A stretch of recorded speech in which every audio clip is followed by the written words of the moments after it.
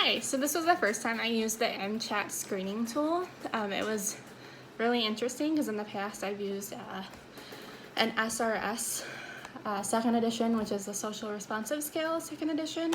That one identifies the presence and severity of social impairment within the autism spectrum disorder, as well as differentiates it from other that can also occur with other disorders. And then I've also have experience using the autism rating scales, which is designed to measure behavior in children between 2 and 18 that are associated with autism spectrum, as rated by parents, teachers, and caregivers.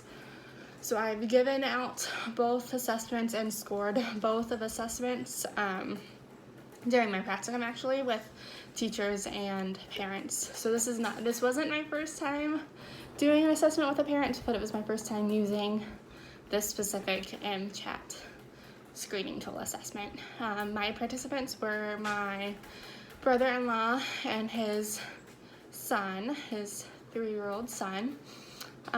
Parents were a little apprehensive about it at first, but I had to go in and say, hey, I don't think anything is wrong with your child, but I am needing practice on doing this assessment for school, and so once they knew that I wasn't looking to say anything was wrong with him or that anything was wrong with him, and that it was like for school only, then they were okay with it.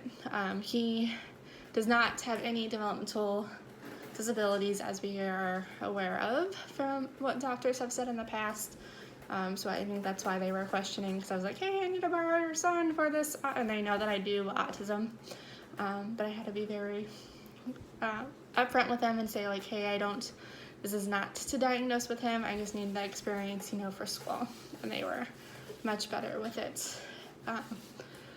So what did I learn? I learned that there's a lot of similarities between the 3 different rating systems that I have. Like the questioning on some of them are similar across the board. It's just interesting how you can kind of get the same results with no matter what rating scale you use. This rating scale only had like 20 questions, but the other ones have a lot more. But it was interesting. I'm not a big fan of this rating scale, to be honest. I really like my other SRS2 or my autism spectrum rating scales a lot better. I feel like there's a lot more in-depth questions than what the MChat screening tool gives, and it's a better, instead of a straight yes and no, the other scales give it a 1 through 4. So I'm not a big fan because not everything is black and white, and it's really hard to narrow it down to that black and white yes and no. So I do like the other 2 that I have experience with a lot more, just because it gives it that 1 to 4 rating.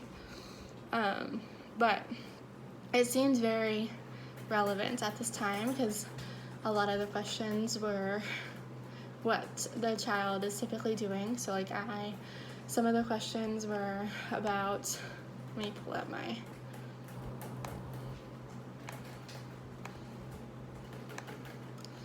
and it was interesting to see what parents would say too, because I asked the parents if he likes to play pretend, and they're like, yeah, he loves to play with pretend. He always runs around the house pretending he's a lion. So I got to see that behavior with him on all fours, roaring at me. And they're like, David, it's not nice to roar, but so that was kind of cute.